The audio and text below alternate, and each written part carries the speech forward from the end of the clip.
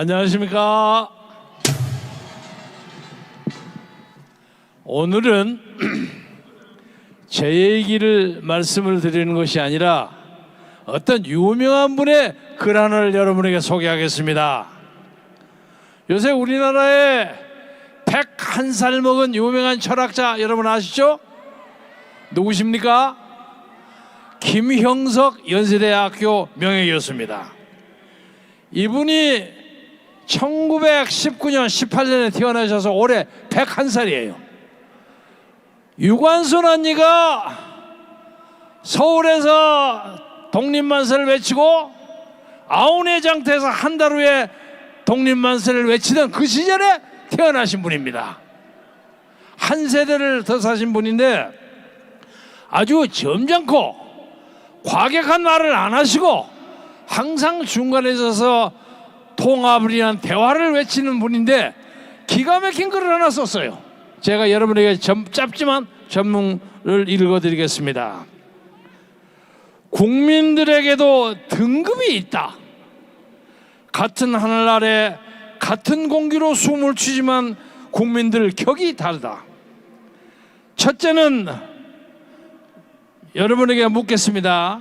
문재인이 깽판을 쳐도 괜찮다고 보는가? 두 번째, 종북 사회주의 국가로 바뀌어도 잘 살 수 있다고 보는가? 나는 방관해도 누군가 막아준다고 보는가? 아니죠. 지금 골기하지 않으면 땅을 치고 후회하는 상황이 목전에 와 있다. 우리가 흔히 말하는 민초라는 것은 무지랭이로 글도 잘 모르고 푼돈에 먹히고 시키면 시키는 대로 말 잘 듣고 복종자라는 국민들을 말한다.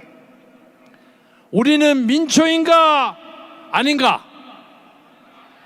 아니죠. 두 번째는 잠깐만요. 두 번째는 민초가 아닌 백성이 있습니다. 백성은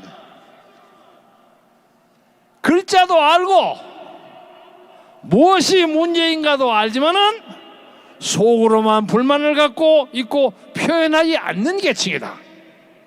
그 다음은 시민입니다. 이들은 불의에 저항하고 외치고 행동한다.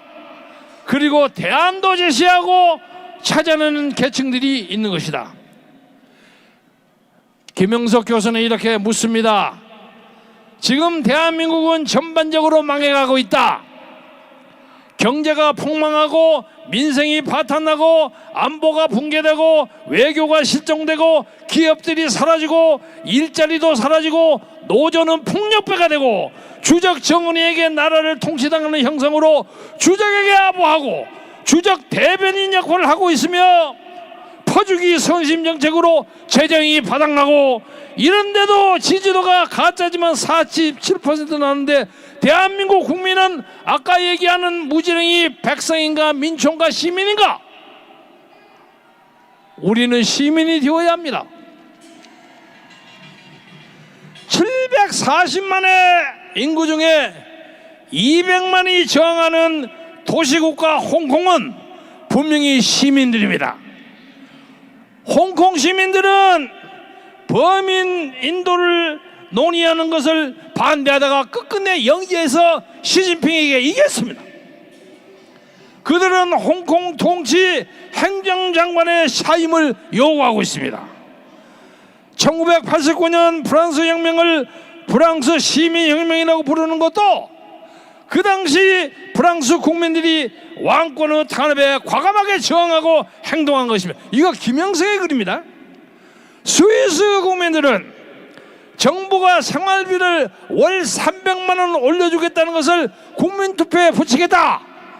그러니까 이것은 과하다 해서 국민 78%가 이를 부결시켰습니다. 나라가 망해간다. 안보가 무너지고 경제가 망가지고 민생이 파탄하고 일자리도 소멸되고 신무가도 못해 그렇게 만든 자를 지지하는 한국 국민들은 분명 시민이 아니고 어리석은 백성과 민초들이 아니겠는가? 우리는 시민이 되기를 격이 높게 만드는 것은 외국 포장지가 아니다.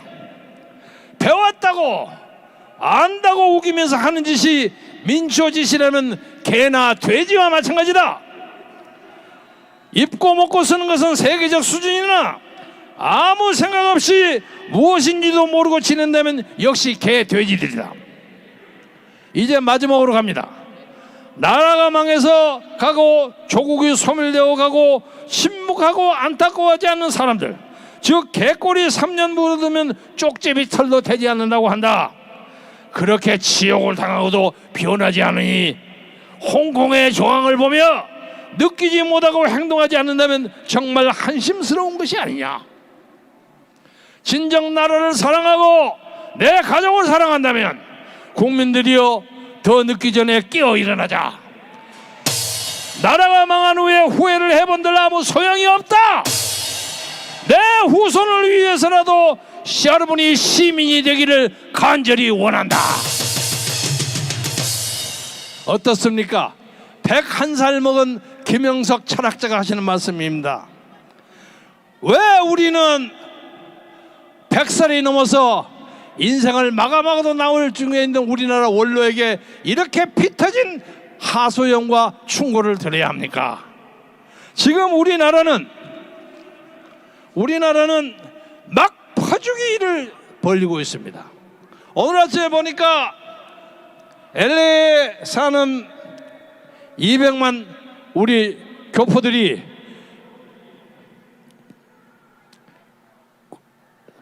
그 일을 쫓아간 안민석이라는 국회의원을 LA 공항에서 막 쫓아내는 영상을 보았습니다.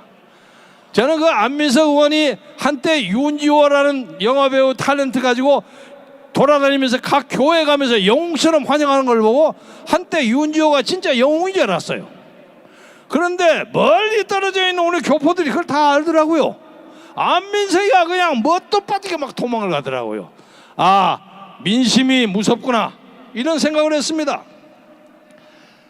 여러분, 마지막으로 말씀 하나만 더 하고 가겠습니다. 우리나라하고 비슷한 폴란드 아시죠? 레스 바웬사가 노조운동을 벌여가고 대통령에서 민주주의를 구성했던 나라. 근데 폴란드가 지난 5년 동안에 법과 정의당이라는 이름을 만들어가지고 2015년에 집권했습니다. 이 사람들의 구호는 뭐냐면 폴란드에 와서 자기네가 국익을 뺏어먹는 이민자를 혐오하고 각종 현금 살포 정책으로 전 국민을 우리나라처럼 복지 중독자로 만들고 18살 이하의 미성년자를 1인당 월 15만 원씩 주고 연금 수령자에게 12달 월급을 주지 못해서 13달 13개월짜리 월급으로 월 33만 원을 주고, 이 두 개의 국민들, 이 두 개를 받는 사람이 전체 국민의 44%에 달합니다. 어쩌면 우리나라하고 이렇게 꼭 같습니까? 이들은 사법부와 언론을 완전 장악했습니다. 우리나라처럼 집권당이 판사 임명과 징계권 위원회를 완전히 장악했습니다. 헌법재판소 판사도 완전히 장악했습니다. 또 희한한 것은 법무장관과 검찰이 총장이 같아서 검찰총장을 법무장관이 대리하고 있습니다. 그게 추미애가 윤석열이 일을 하는 격입니다. 공영방송 KBS, MBC 사장은 전부 친여 인사고 비판기자 200명 쫓아냈습니다. 이것이 한국과 꼭 같습니다. 한국예를 여러분이 잘 아시겠지만 하나만 말씀드리자면 전체 43%의 가구에 각종 수당, 보조금 명목으로 현금을 주는데 현금을 만드는 종류가 1670건에 달합니다. 우리나라 실질 최저임금이 33년 내에 60% 인상됐습니다.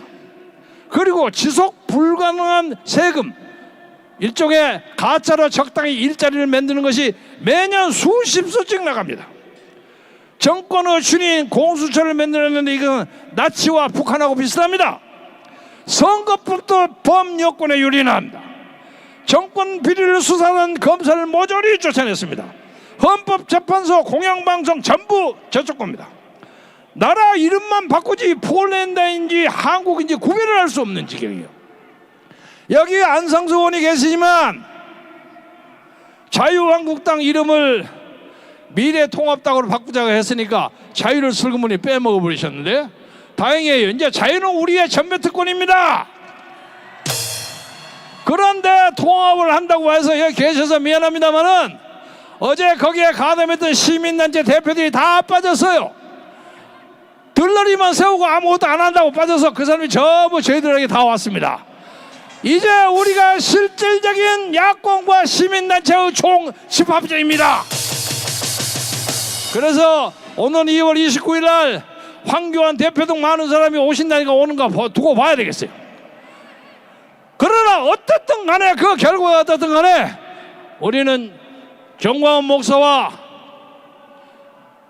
김문수 대표의 지도 아래 자유통합당에 몰린 모든 국민의 지지와 시민단체의 역량을 모아서 4월 15일에 저 청와대를 향해서 투표가 총탄보다 강하다. 다시 한번 해봅니다. 투표가 총알보다 강하다. 이것을 보여줌으로써 이 정권을 완전히 뒤집어 붓기 위해서 우리가 최선을 다합시다. 감사합니다.